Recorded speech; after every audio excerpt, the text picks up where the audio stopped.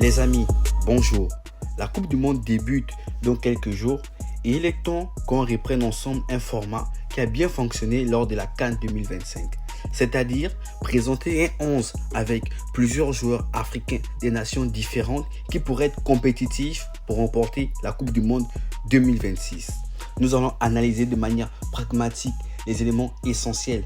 Avoir un 11 équilibré, pas juste rempli de gros noms, des stars, etc. Le but est d'avoir un 11 compétitif avec 12, 13, un 14e joueur pour compléter cet effectif. Alors, installe-toi bien, prends une tasse de thé, une tasse de café, un verre de jus ou autre chose. Et c'est parti pour cette nouvelle vidéo. Bon les amis, avant de poursuivre, je pense qu'un rappel des règles est nécessaire. Et la première règle, elle me semble évidente, c'est que sur ce 11, on ne trouvera uniquement que les nations africaines qualifiées en Coupe du Monde 2026. Donc c'est la règle d'or, c'est essentiel, c'est la thématique de la vidéo. Ensuite, rien ne m'oblige forcément à mettre impérativement tous les pays qualifiés dans ce 11. Par exemple, si je trouve qu'aucun joueur d'une équipe ou d'une autre ne me permet d'avoir l'équilibre voulu de l'effectif, il se peut qu'une nation ou une autre n'ait aucun représentant dans ce 11. Donc, je trouve l'équilibre plus important que forcément mixer les nations. Même si l'objectif pour moi reste d'avoir un 11 constitué de plus de nations qualifiées possibles. Ensuite, également, je considère le potentiel au même niveau que les grands noms. Donc, il se peut qu'un joueur à fort potentiel vienne prendre la place d'un joueur de renom. Une fois que ces règles sont saisies, je pense qu'on peut débuter. Commençons sans plus tarder avec le poste de gardien de but. Et pour ce poste, j'ai hésité entre 3 noms. D'abord avec Ronwen Williams, le gardien sud-africain que j'avais d'ailleurs mis comme titulaire lors de la CAN 2025. Cependant, Ronwen Williams nous a montré sa force lors des compétitions africaines, lors de la CAN ou lors des compétitions des clubs en Afrique. Il nous a aussi montré sa force lors des tirs au but. Mais pour cette Coupe du Monde, la Coupe du Monde demande d'autres aptitudes. Et dans ce contexte, je pense qu'il y a des gardiens qui sont mieux outillés. Je pense par exemple à Yaya Fofana, qui a une grande compétition, qui a une grande expérience des compétitions, des grands matchs de haut niveau. On l'a d'ailleurs vu face au match contre l'équipe de France, où il a été énormément décisif.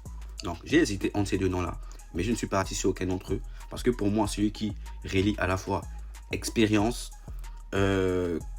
carrière, niveau compétitif, c'est Yacine Bounou, le gardien marocain, demi-finaliste de la dernière Coupe du Monde. Finaliste de la dernière CAN, peut-être vainqueur, ça on ne sait pas encore, on attend que le tribunal arbitrage du sport se présente entre le Sénégal et le Maroc. Donc pour ce 11, je commence comme gardien de but à mettre Yacine Bounou, l'international marocain. Nous allons enchaîner avec le poste de latéral droit. Pour le côté droit de notre défense, j'ai hésité entre Guelha Doué, qui a une progression fulgurante lors de ces derniers mois. D'ailleurs, il a fait un grand match contre la France en marquant un but en délivrant une passe décisive. Franchement, Guelha Doué, je suis sûr que dans 3-4 ans, ce sera l'une des têtes d'affiche du continent. Parce que j'imagine que pendant ce temps, on aura un Achraf Hakimi qui aura encore pris de l'âge et avec son jeu explosif, il aura peut-être perdu un peu de sa régularité. Donc, si c'était peut-être, lors de peut-être la prochaine Coupe du Monde, je mettrais peut-être Guelha Doué. Mais pour le moment, ce ne sera pas lui. J'ai également pensé à Moussa Ndiaye, un jeune profil très prometteur. Mais comme Guelha Doué et comme bien d'autres latéraux droits en Afrique, personne n'est au-dessus de Achraf Hakimi, qui est peut-être le meilleur latéral droit de tous les temps, tout continent confondu. Et oui, je pèse bien mes mots. Donc, à droite, sans surprise, ce sera Achraf Hakimi. Nous allons enchaîner avec la défense centrale. Et pour cette défense, mes choix sont allés vers Kalidou Koulibaly, qui a un très gros CV, Dylan Batoubitsika, très solide aussi avec les Léopards, Abdel Akbar, qui monte en puissance de manière très intéressante, et enfin Chancel Mbemba. J'ai hésité entre tous ces noms. J'ai d'abord voulu mettre Kalidou Koulibaly pour son expérience, sa rigueur défensive, son analyse des espaces, sa relance. Mais par rapport aux joueurs que j'ai choisis, je me suis dit que il manque ce côté leadership, ce côté image d'une sélection, ce côté rempart défensif. C'est pourquoi, pour la défense centrale, je vais commencer par mettre Chancel Mbemba, le léopard de la RDC. Je trouve qu'il incarne le leadership, le calme, la sagesse. Je repense surtout au nombre de fois où il a sorti la RDC des moments critiques. Donc c'est pour ça que comme défenseur central, je vais commencer par mettre Chancel Mbemba. Par la suite, je vais mettre un défenseur très rapide, très solide, très rigoureux défensivement. Ce ne sera pas Naïf Aguerd, qui certes est très expérimenté mais ne remplit pas ses critères, ni Ousmane Diomandi, qui pourrait remplir ses critères, mais il est encore trop jeune pour que je le mette dans un 11 type africain pour une Coupe du Monde. Donc ce ne sera pas lui non plus. Ce ne sera pas non plus Moussa Niakate. Les Sénégalais, excusez-moi, il n'y aura aucun défenseur central dans la charnière de ce 11. Par contre, à la place, on trouvera Wilfried Singo. Rapide, belle relance, agressif dans son jeu. Pour moi, c'est le défenseur moderne par excellence. Et accompagné Chancel Mpemba, je trouve que c'est un duo très complémentaire. Surtout au vu de l'équipe que je compte mettre devant. Ensuite, à gauche, on retrouve Malick Diouf, le défenseur sénégalais, qui pareillement, il monte en puissance. Il a d'ailleurs réalisé une excellente CAN 2025. Donc, pour moi, j'aurais pu mettre Gislet Konan, qui est aussi une référence à ce poste, ou encore Yaya Atiala, qui a été remarquable au Mondial 2022. Mais je préfère rester sur Malick Diouf. Je trouve qu'il a l'équilibre parfait entre défendre et attaquer. On peut compter sur lui sur les deux flancs, et il a une bonne lecture de jeu pour savoir où être quand il le faut. D'ailleurs, participez avec moi. Dites-moi en commentaire qui vous aurait mis en défense. Et n'oubliez pas d'argumenter. Nous allons enchaîner avec le poste de milieu défensif. Et pour ce poste, j'ai pensé à Pape Gueye, le meilleur joueur africain de la Liga, s'il vous plaît. Excusez-moi pour le peu. J'ai également pensé à Sofiane Amrabat. Franchement, comme Yacine Bonou au goal, à ce poste, c'est une référence au niveau mondial et au niveau africain. Franchement, solidité, connexion avec son équipe, etc. Il remplit pas mal de critères selon moi. J'ai également pensé à Franck Kessié, le leader et la puissance ivoirienne. Et également à Moridio, un profil un peu plus travailleur.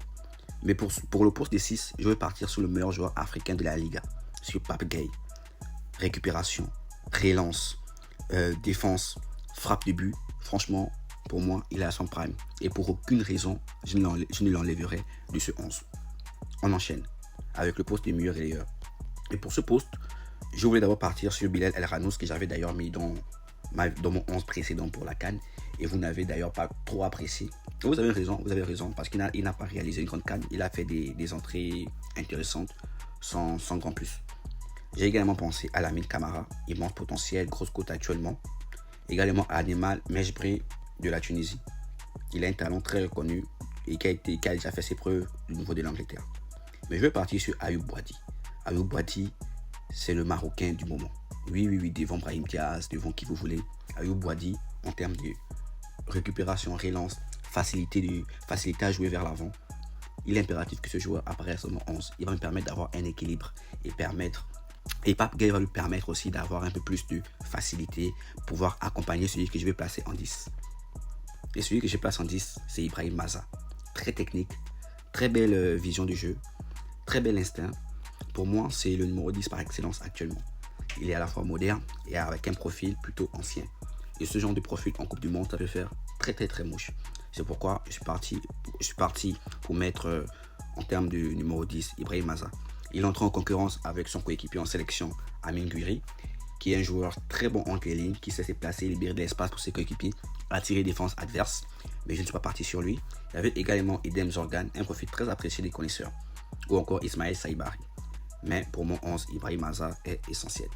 Si tu as apprécié cette vidéo jusqu'à présent ou si tu passes un même bon moment, n'oublie pas de laisser un j'aime, ça permet de m'encourager à produire des vidéos encore meilleures et à bosser plus dur pour la chaîne. Donc, aime la vidéo, partage et abonne-toi si ce n'est pas encore fait. Nous allons enchaîner avec l'attaque. Et pour cette attaque à 3, je pars sur 3 profils, disons, ailiers. Vous comprendrez pourquoi. D'abord, en tant que ailier gauche, je pars sur Semenyo, l'ailier ghanéen de Manchester City, qui est très fort en ce moment. Il a d'ailleurs de temps en temps relayé Doku sur le banc de touche, ce qui montre son impact en termes de fulgurance, en termes de pressing, de vivacité, de frappe de balle, de technique. Et je pense que ce profil très polyvalent peut être très complémentaire avec Malick Diouf sur le côté gauche. En attaque, je pars sur Yann Diomandé. Yann Diomandé, franchement, c'est la pépite africaine du moment. Actuellement valorisé sur Transfermarkt à 90 millions d'euros. Il est actuellement scruté par les plus grands clubs européens, que ce soit le Real Madrid, le FC Barcelone, Manchester City, le PSG. Tous sont en train d'analyser, de le scruter de manière très intense. cette coupe du monde risque d'être très importante pour lui et je suis sûr qu'il ne nous décevra pas. C'est pourquoi on attaque, je le mets. Et sur le côté droit, qui d'autre qu'il a expérimenté, l'ancien, le meilleur buteur de l'histoire de Liverpool, Mohamed Salah. C'est vrai, il est en déclin. On aurait pu mettre d'autres noms avec des joueurs un peu plus jeunes, mais dans ce 11 constitué de joueurs un peu plus jeunes, je pense qu'ajouter une homogénéité est essentiel. Ajouter des cadres sur toutes les lignes permettra d'avoir une équipe un peu plus résistante, mieux organisée, mieux structurée. C'est pourquoi je pars sur Mohamed Salah. Si tu as apprécié cette vidéo, n'oublie pas de t'abonner, lâcher un j'aime. On va analyser toute cette Coupe du Monde ensemble sur la chaîne. Allez, à la prochaine pour une prochaine vidéo. Ciao.